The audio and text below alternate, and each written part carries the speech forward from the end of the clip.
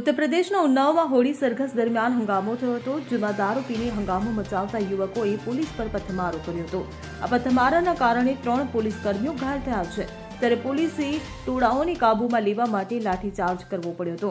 પોલીસના લાઠીઓથી અનેક લોકો ઘાયલ થયા છે. પોલીસની કાર્યવાહીથી રોષે ભરાયેલા લોકો ધરણા પર બેસી ગયા હતા. આ ઘટનાની માહિતી મળતાની સાથે જ વહીવટી અધિકારીઓ ઘટના સ્થળે પહોંચી ગયા હતા અને એએસપી, સીઓ અને એસડીએમ હડતાળ પર બેઠેલા લોકોને સમજાવવાનો પ્રયાસ કર્યો હતો.